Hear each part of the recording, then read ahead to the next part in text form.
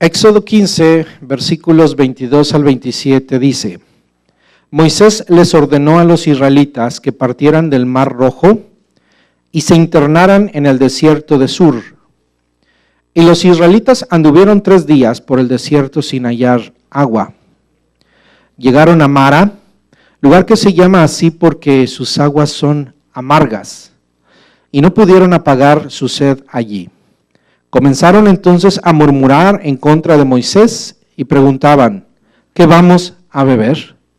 Moisés clamó al Señor y él le mostró un pedazo de madera, el cual echó Moisés al agua, y al instante el agua se volvió dulce. En ese lugar el Señor los puso a prueba y les dio una ley como norma de conducta. Les dijo: yo soy el Señor su Dios. Si escuchan mi voz y hacen lo que yo considero justo, y si cumplen mis leyes y mandamientos, no traeré sobre ustedes ninguna de las enfermedades que traje sobre los egipcios. Yo soy el Señor que les devuelve la salud. Después los israelitas llegaron a Elim, en donde había 12 manantiales y 70 palmeras, y acamparon allí cerca del agua. Le pregunto, ¿no es maravilloso que Dios nos muestre su amor y su poder?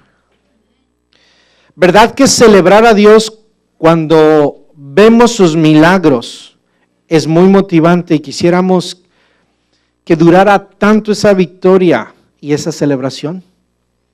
¿Verdad que nos motiva tanto que no queremos que se acaben esos momentos de celebración, de victoria y de paz? Eso es muy humano. Pero la vida, mi hermano, continúa. La vida tiene que seguir.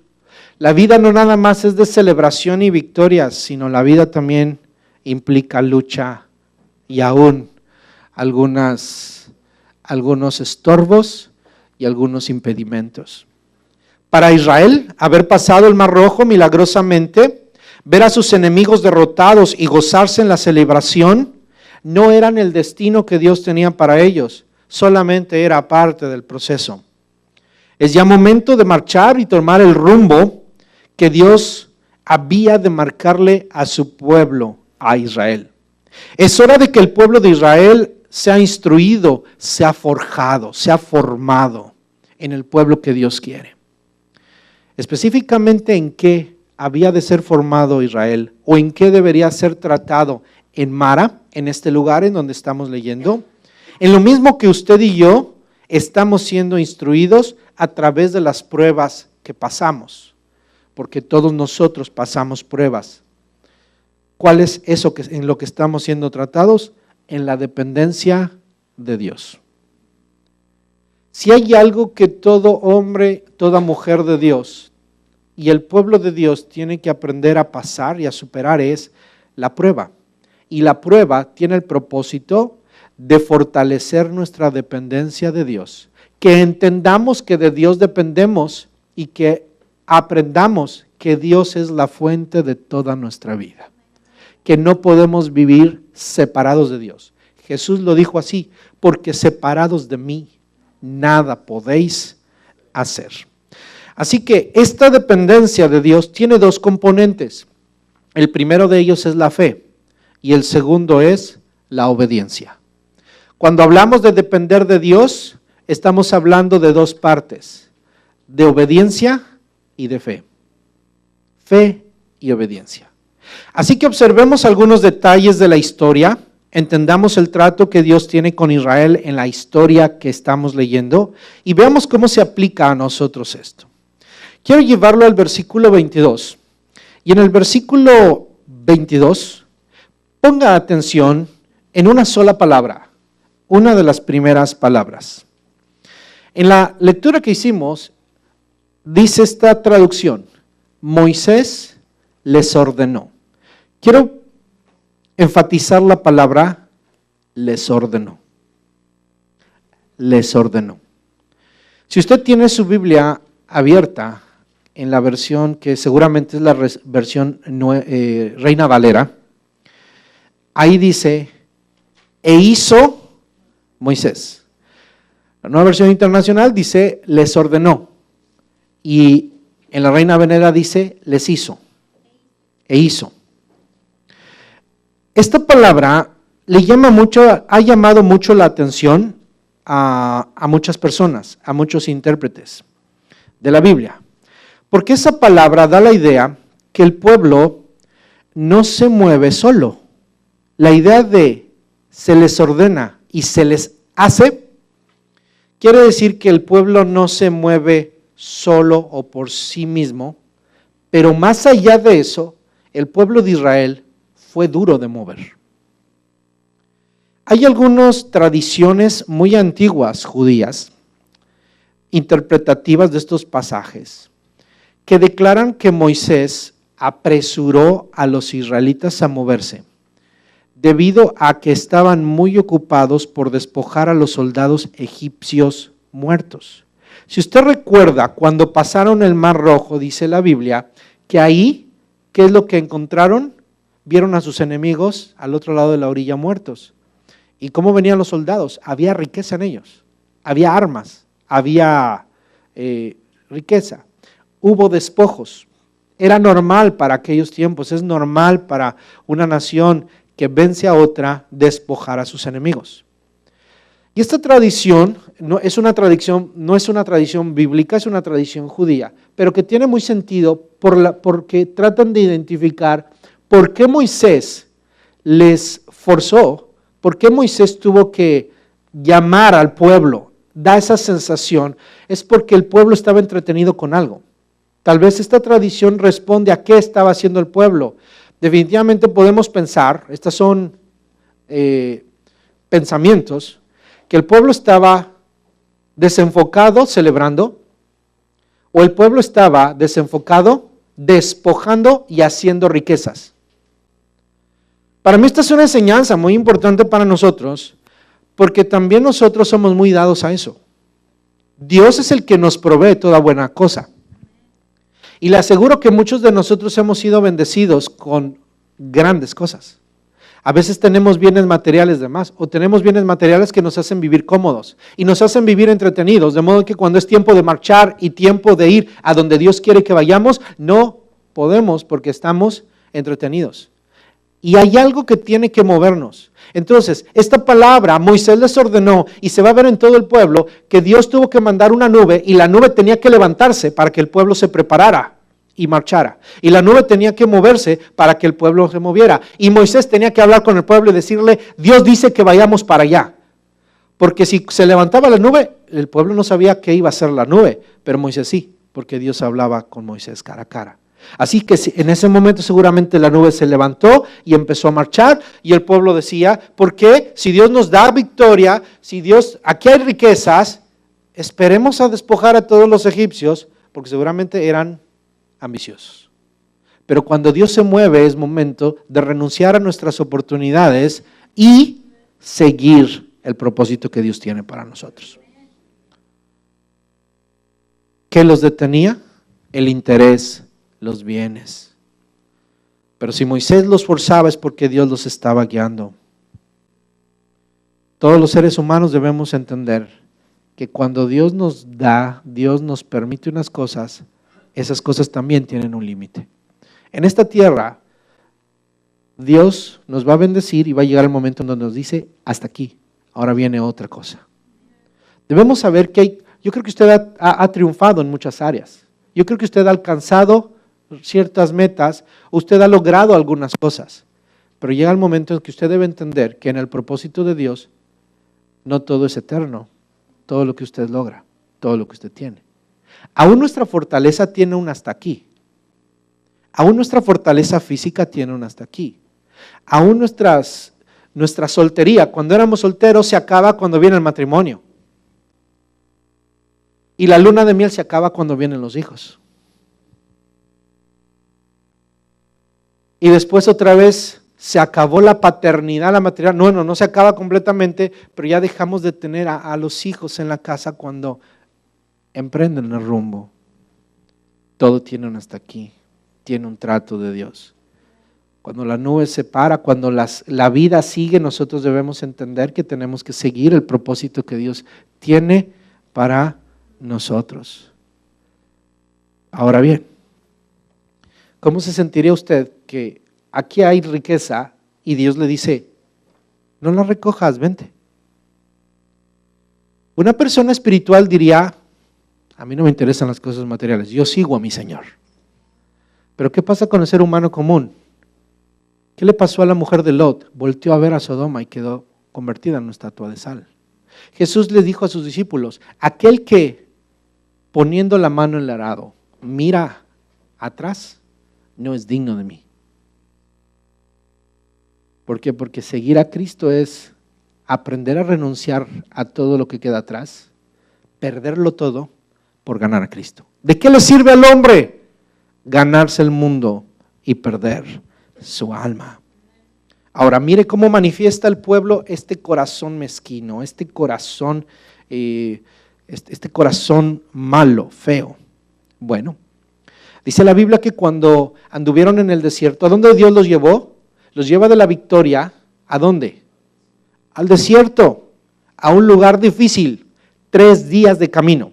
Aproximadamente por las condiciones del pueblo, había niños, había animales, había propiedades que andaban cargando el pueblo.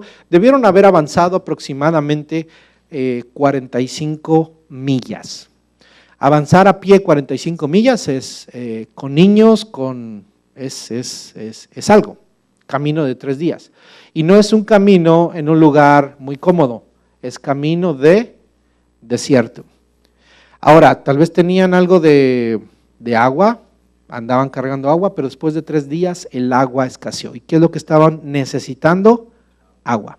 Ahora, ¿el agua es un lujo? No lo es.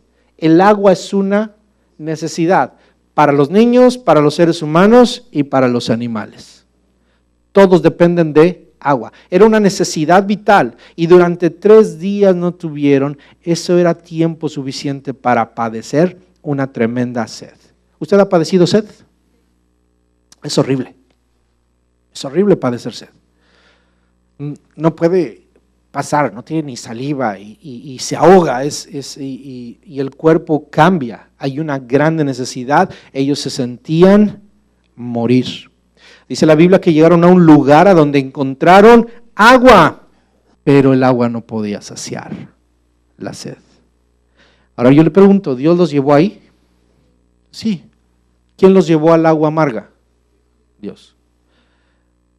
Imagínense que Dios parece que nos quiere hacer una broma, pero no nos quiere hacer una broma. Fíjese, yo quiero que entienda esto. Dios sí actúa de maneras extrañas. Usted tiene sed, ¿a dónde esperaría que Dios lo llevara?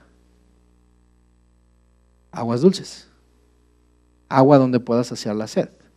¿Y a dónde los llevo? Aguas donde no se pueden saciar la sed.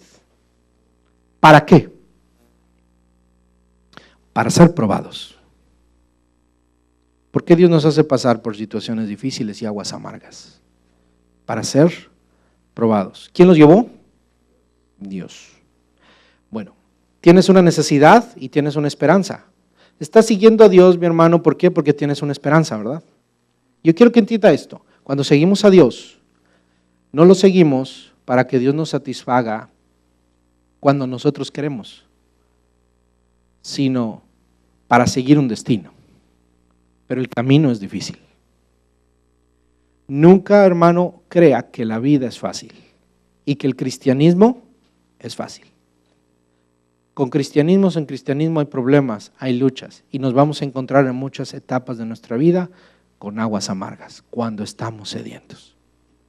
¿No le ha pasado que usted tiene una grande necesidad y quisiera que llegara un hermano que le diera una palabra que refrescara su vida y en lugar de que Dios le mande un hermano que le refresque una vida, la vida con una buena palabra, le manda un hermano que lo que hace es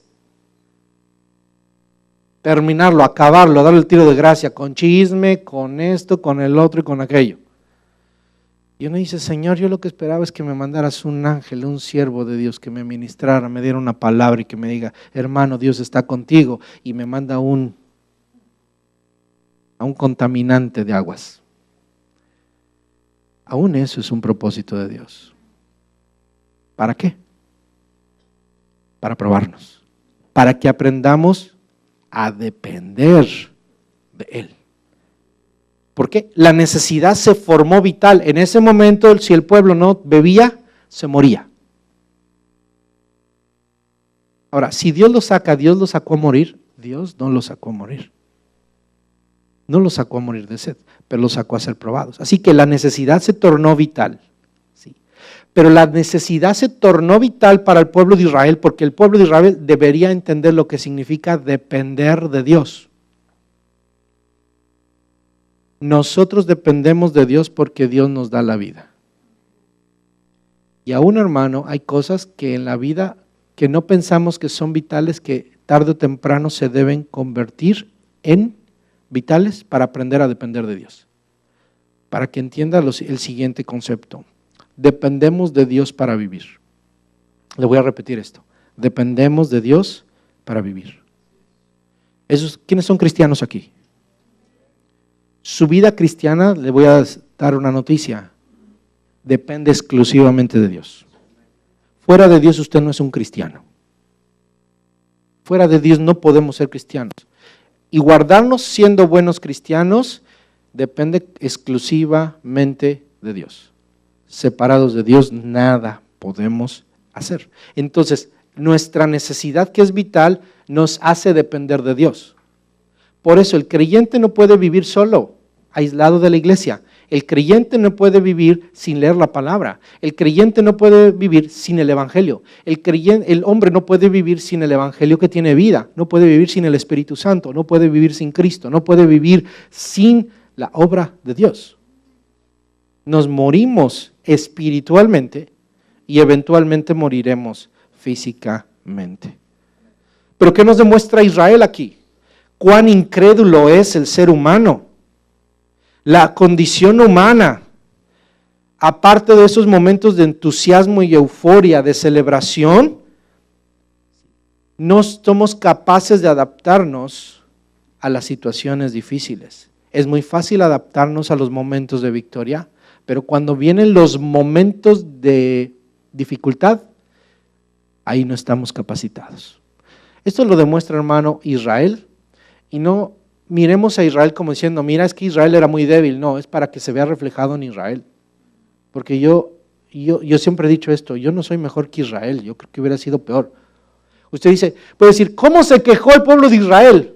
Le aseguro que si usted y yo hubiéramos estado ahí, estaríamos en la bola de quejándonos. Seríamos exactamente el grupo de los quejumbrosos. No hay agua, Moisés. ¿Qué hizo el pueblo? No hay agua. ¿Qué acababan de ver? La gloria de Dios, el triunfo de Dios, y en 3 días se le olvidó. Yo le voy a decir por qué se le olvidó, porque es obvio, cuando tiene sed se le olvida todo.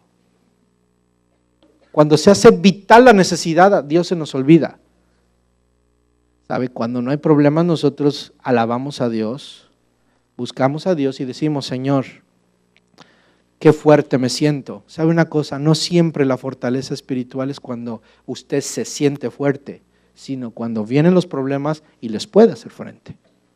Por eso dice Dios, mi poder se perfecciona, ¿sabes cuándo? En tu debilidad. En tu debilidad. En las aguas amargas, ahí vas a ver mi gloria.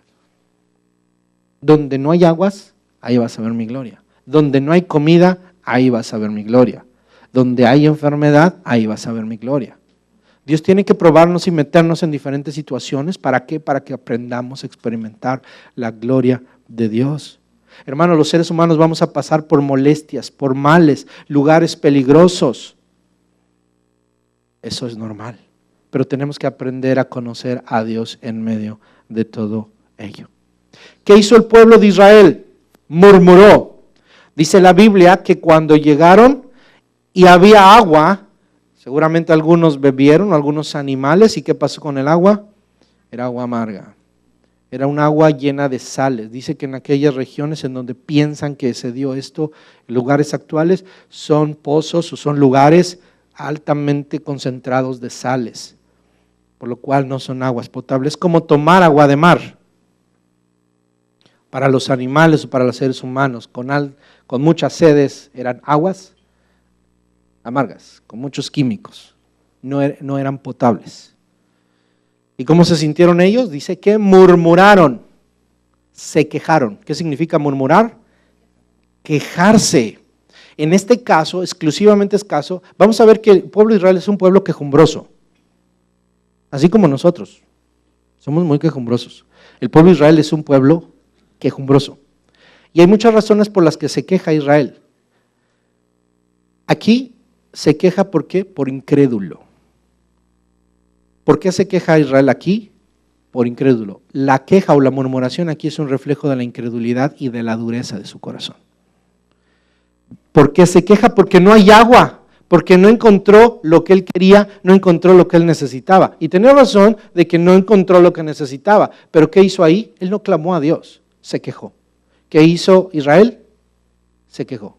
Hay dos rutas que podemos tener cuando vemos necesidad y estamos en una grande necesidad vital. ¿Nos quejamos o clamamos? ¿Qué hizo Moisés? Dice la Biblia ahí, ponga atención, clamó Moisés. Comenzaron entonces a murmurar en contra de Moisés y preguntaban, ¿qué vamos a beber? Y el siguiente versículo que dice, el versículo 25, Moisés clamó. ¿Qué hizo el pueblo? Se quejó. ¿Y qué hizo Moisés? Ahí hay una grande diferencia. El que no cree en Dios se queja, pero el que cree en Dios clama. Clama.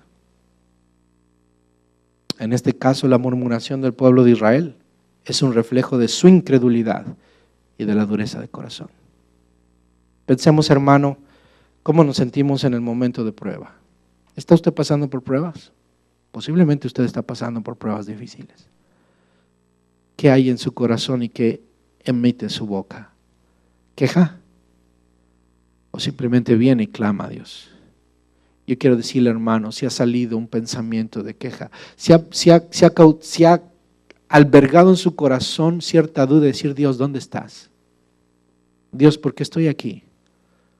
Cambie su oración a un clamor a Dios. No diga al Señor, ¿por qué estoy aquí? ¿Sabe? Es diferente clamarle a Dios, ¿por qué estoy aquí? A decir, Señor, ¿qué hago? ¿Se da cuenta? ¿Por qué estoy aquí? Es como decirle a Dios, oye, ¿qué te pasa? Pero decirle, Señor, ¿qué hago? Es, yo dependo de ti, Señor. Me has traído aquí a morir. Moriré.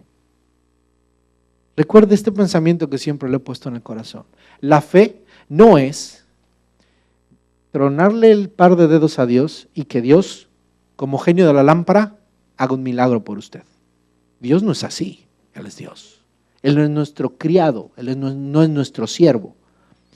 La fe, por eso muchos dicen, cree y recibes. No es así. La fe es pedirle al Señor, morir creyendo que Dios nos lo puede dar, aunque no nos lo dé. Hasta la muerte creeremos en Dios. Por eso, hermano, el creyente puede morir en medio de una enfermedad por la cual clamó toda su vida, pero seguir diciéndole, Señor, te soy fiel. Si tú no me sanas, yo creo que me puedes sanar, pero si tú no me sanas, moriré creyendo que tú sí me puedes sanar, creyendo que tú me amas, creyendo que tú me sostienes en medio de esta enfermedad. Y Señor, moriré sabiendo que se está cumpliendo el Salmo 23, que aún en el valle de sombra de muerte, tú estás conmigo. Así se cree vive, hermano, la vida cristiana. Es difícil, ¿verdad? Israel muestra que es difícil y es imposible para nosotros. Necesitamos la gracia de Dios. Por eso, mi hermano, no murmuremos, no nos quejemos. Entendamos el corazón de Dios. Entendamos el corazón de Dios. ¿Cuál fue la respuesta de Dios a Israel? Dios hace dos cosas. Dios aquí en Mara hace un milagro y les da instrucciones. Dos cosas que hace Dios: les hace un milagro y les da instrucciones. Dios los llevó, ¿verdad? Porque ahí empezaba la prueba para Israel. Empezaba una prueba muy tremenda.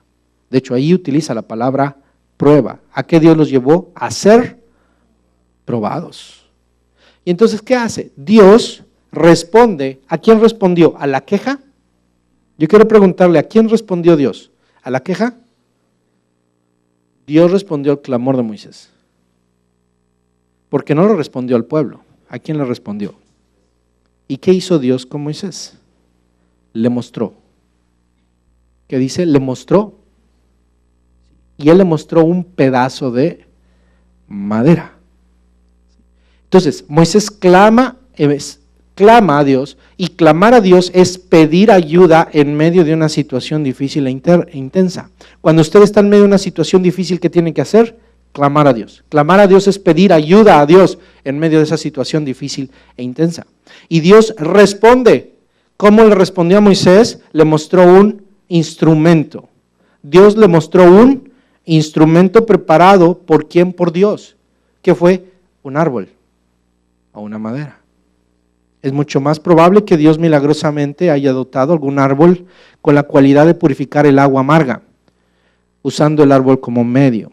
Sin embargo, el acto de endulzar el agua no se debió a la naturaleza o cualidad del árbol, sino al poder de Dios. Algunos han tratado de buscar árboles que cambien, y algunos árabes saben ciertas propiedades, ciertos árboles que hacen aguas, tratan ciertas aguas. Sin embargo, no se ha encontrado una evidencia que pueda suceder así.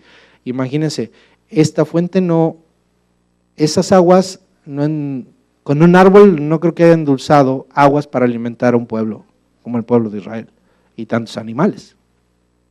Fue un milagro de Dios. Pero yo quiero que observe algo.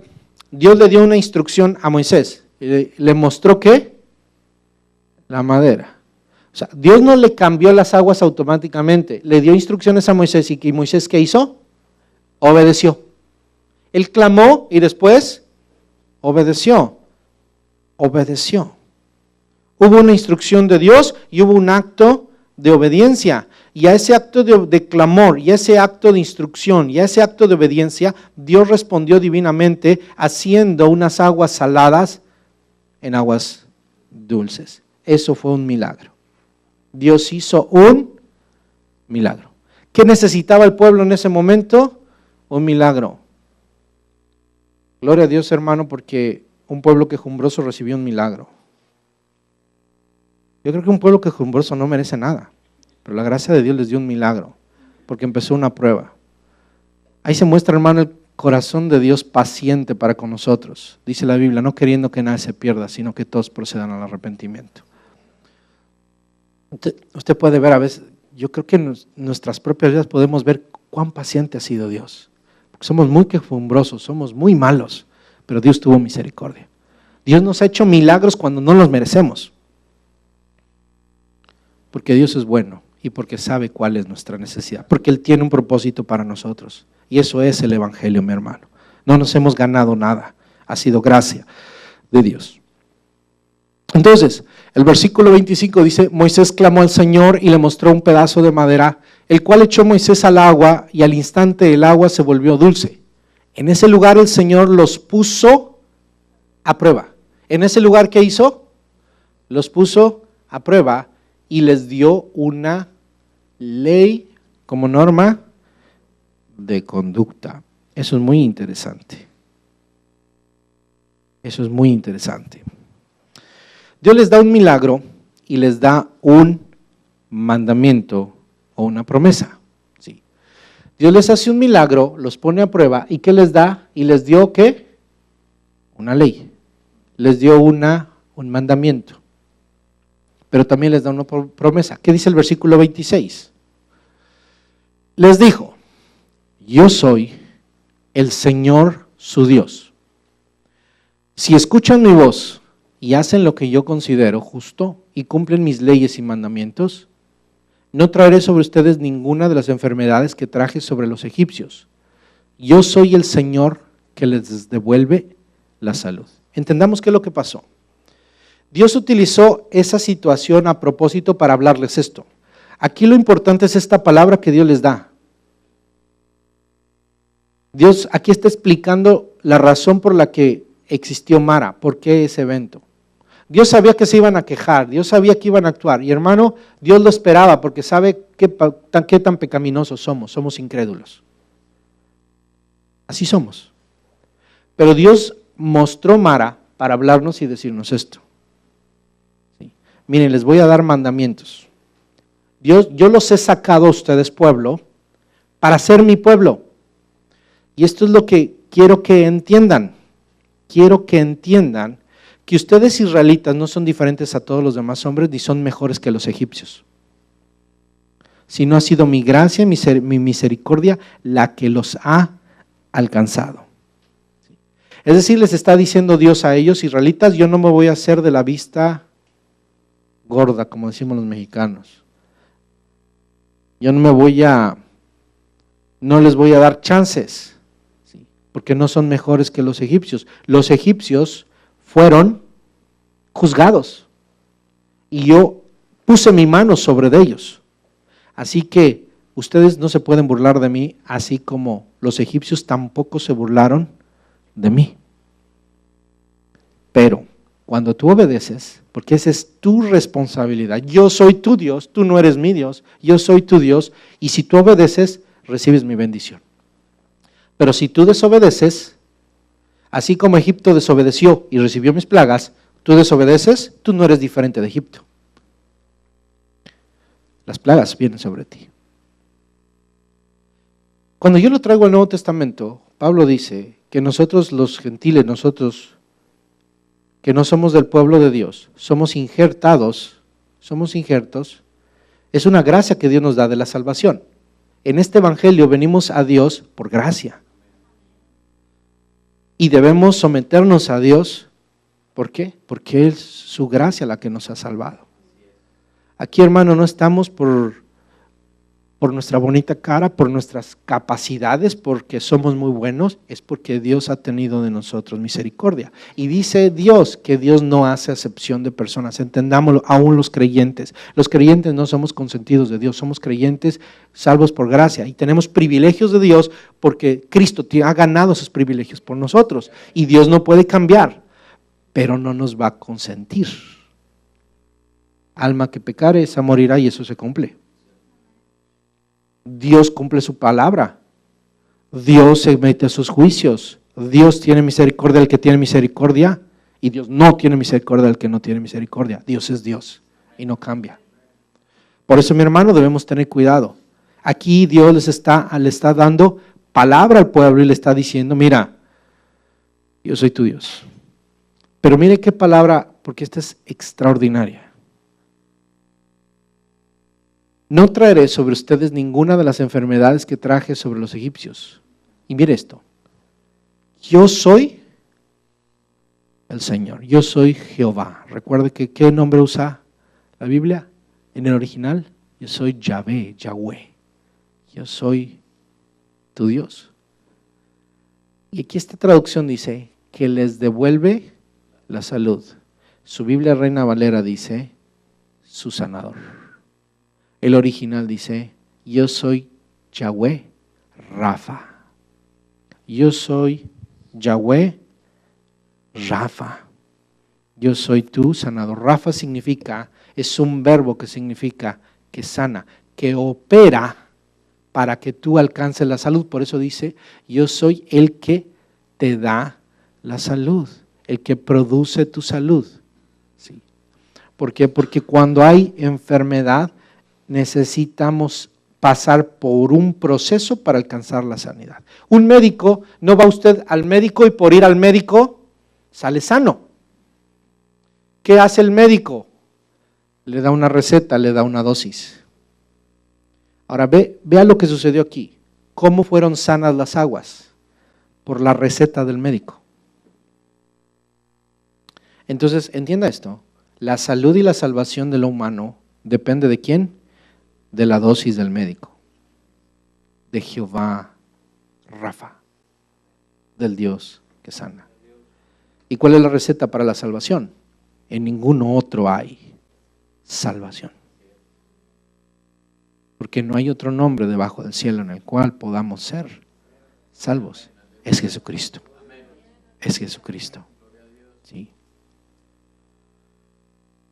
Y entonces, ¿cuál fue el siguiente paso? Dice la Biblia, si seguimos leyendo en el versículo 27. Dice ahí la escritura, después los israelitas llegaron a Elim, donde había 12 manantiales y 70 palmeras y acamparon ahí cerca del agua. ¿A dónde llegaron? Oiga, ¿por qué no fueron primero ahí? Dios tenía que llevarlos primero ¿a qué? Ahora, a Mara, para ser probados. Es decir, para decirte, mira, te voy a poner en antecedentes. Tienes que conocerme a mí y aprender a depender de mí. ¿Qué hizo Dios ahí? Le mostró a su pueblo que tiene que aprender a depender de Él. Dependes de mí. Tu sed solamente puede ser apagada en mí. Yo te voy a llevar. Y a donde yo te lleve, yo te voy a sustentar. Te voy a dar agua en donde tú no te imaginas. Porque yo soy tu sanador. Es decir, yo tengo todos los remedios. Yo tengo, hermano, no tema. A donde quiera que usted ande, en cualquier situación, el médico le puede decir que es imposible. Pero Dios le dice, yo soy tu sanador. Porque Él es nuestro sanador. Y después, hermano, tenemos que pasar por Mara para después entonces llegar ¿a dónde? A Elim. ¿Qué significa Elim, hermano? ¿O qué significó para ellos? Wow, un lugar de descanso. ¿Qué había ahí? 12 manantiales. ¿Cuántos había?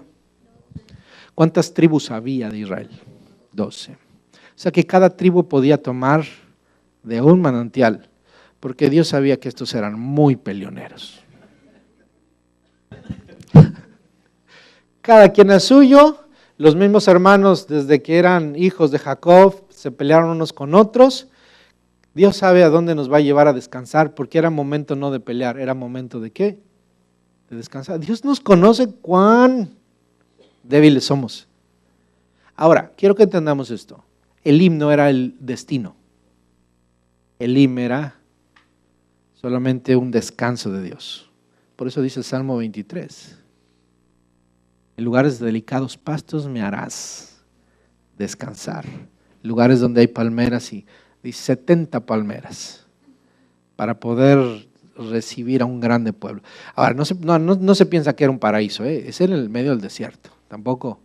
Me puse en Google a buscar a ver qué se veía ahí, pero y todo el Medio Oriente usted ve ahí el Sinaí, lo ve amarillo. Velo en Google todo, amarillo, todo el lugar. Es puro desierto. Entonces uno se pone a pensar, decir, wow, lo que recorrían. Y ahorita en la modernidad que hay, los árabes hay mucho dinero, hay petróleo y todo eso, y todas esas zonas tienen cosas. Unos mares extraordinarios y hermosos. Pero de otro lado, puro desierto. No hay nada, hermano.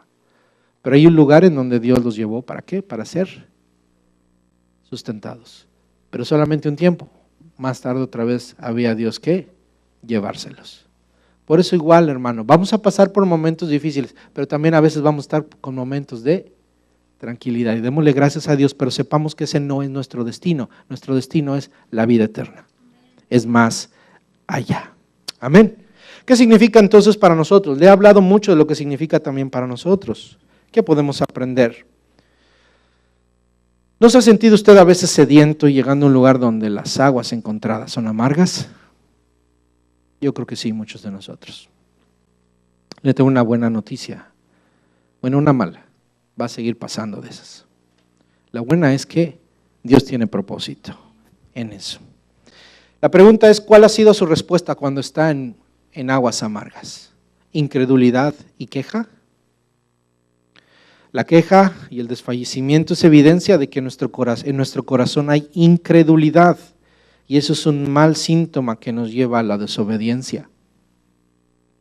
¿Sabe que cuando tenemos expectativas y no las cumplimos, empezamos a temer, empezamos a desfallecer, nos empezamos a cansar, nos empezamos a estresar, empezamos a utilizar nuestros propios recursos y nuestros propios recursos son limitados, nos cansamos, estamos agotados, estamos sedientos, necesitamos aguas frescas y no estamos siendo satisfechos porque hemos dejado de buscar la fuente de vida.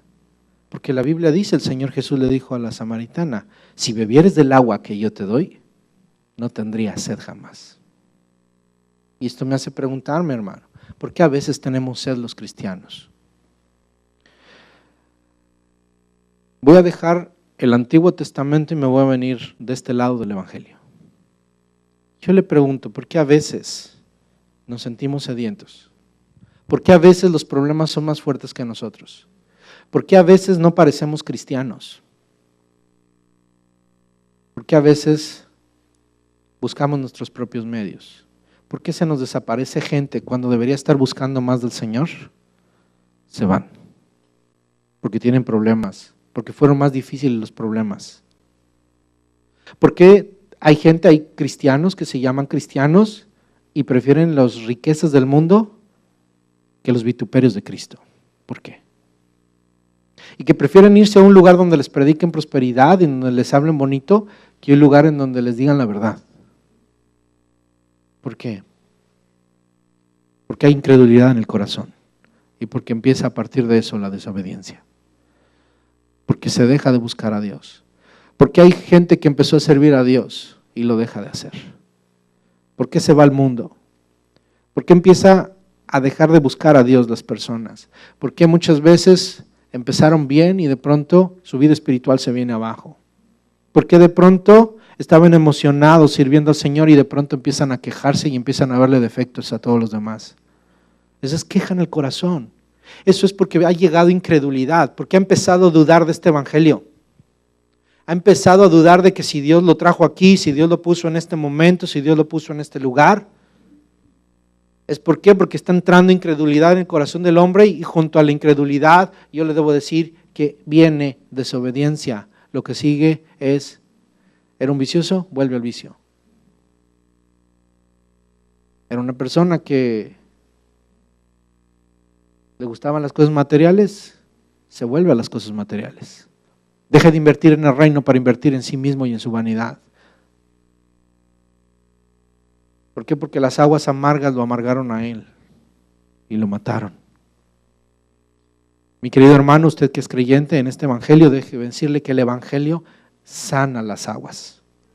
En vez de la incredulidad y la desobediencia, entendamos mejor que Dios puede permitir tales cosas para que aprendamos a vivir por fe y dependientes de Él. Y entienda lo siguiente, el evangelio es la provisión de Dios para nosotros. Lo único que usted necesita es el evangelio. El evangelio, hermano. Va a haber problemas, pero el evangelio me dice que en Cristo soy más que vencedor. ¿Qué le mostró Dios a Moisés cuando clamó? Un madero. Un madero. Para nosotros, mi hermano, ¿cuál es lo único que puede sanar cualquier agua amarga? Un madero. La cruz del Calvario. El madero donde murió Cristo. Cristo es el evangelio. ¿Qué es lo que necesitamos en medio de las dificultades? El evangelio. El evangelio. El evangelio de la cruz. El evangelio de la cruz, escúchame bien. ¿El evangelio de cuál? De la cruz. Que uno que murió. ¿Y por qué se murió? Tenemos perdón de pecados. Y en medio de la dificultad, hermano, debo entender que yo sigo detrás de Él. En vituperios también. En vituperios también. Jesús dijo, si alguno quiere venir en pos de mí, niéguese a sí mismo, tome su cruz y sígame. No hay palabra más saludable que esa. ¿Usted cree que aquí los seres humanos sí, físicamente, cuando estamos cansados, ¿qué necesitamos? Descanso, ¿verdad? A veces vamos con el médico y nos dice, ¿sabe que tú estás estresado porque te está trabajando mucho, está trabajando demasiadas horas, porque está comiendo mal, mal pasándose, se está desvelando? Lo que tienen que hacer es disciplinarse y dormir 8 horas al día. Y decimos, perfecto. Pero en el reino de los cielos, mi hermano, es algo diferente. No estoy diciendo que eso sea malo. De hecho, es bueno que tengamos buena salud. Pero el Señor Jesús le dijo a sus discípulos, venid a mí todos los que estáis cargados y trabajados, que yo los haré descansar. Y Jesús les dice, porque mi yugo es fácil, es decir, que para descansar no hay que quitarse un yugo, sino hay que ponérselo. Fíjese, el reino es diferente. Para descansar hay que trabajar. Hay que ponerse el yugo, porque mi yugo es fácil y ligera mi carga, o sea que sí hay una carga. Entonces, para que Dios obre en nosotros, necesitamos ponernos el yugo de Jesús. Si Israel hubiera seguido al Señor, Dios lo alimentó, Dios le dio todo, no necesitó nada. En un desierto sí, pero era el propósito de Dios. Por eso, mi hermano, yo no sé cuál es el propósito para cada uno de ustedes. Usted debe buscar el propósito de Dios, pero mantenerse ¿dónde? En el Evangelio. Firmes, aprendiendo a depender completamente de la provisión de Dios. Y la provisión de Dios es un madero. La cruz de Cristo que puede hacer dulce cualquier agua amarga. ¿Está usted padeciendo, hermano, el dolor en su cuerpo? Mire a la cruz. A uno que padeció en su cuerpo el dolor, la asfixia, derramó su sangre. ¿Está usted padeciendo, hermano, emocionalmente la depresión? Mira a uno que estaba en el Getsemaní, doblado de rodillas, llorándole a Dios, y aún su sudor eran como gotas de sangre, con una terrible depresión. Él llevó, dice, nuestras enfermedades, Él llevó nuestras dolencias. Es para que miremos el ejemplo de Cristo, para que miremos siempre a Cristo, para que nuestras aguas sean sanadas. Es el Evangelio el que sana. Y la segunda cosa, hermano, del madero, y que tiene que ver con el madero, tiene que ver con Cristo, es la confianza de que el que va de nuestro lado es Jehová Rafa. Yahweh Rafa. ¿Quién es? Yo soy Jehová, tu sanador. Se trata del Dios que vigila y cuida a su pueblo, que necesita fuerzas físicas para cumplir su misión. Dios le está diciendo a Israel, Israel, yo soy tu sanador. Cuando te encuentres aguas como estas, yo le voy a decir a Moisés, yo te voy a decir cómo las vamos a sanar. Y más adelante había Dios de mostrarle su gloria. Más adelante Dios había de decirle al pueblo, mírate, tu ropa creció contigo. Dice, tus pies nunca se hincharon. Nunca se hincharon. ¿Por qué? Porque yo te llevo, yo estoy contigo. Sí, es el desierto y te tienes que cansar, pero yo te llevo. Yo te llevo, hermano.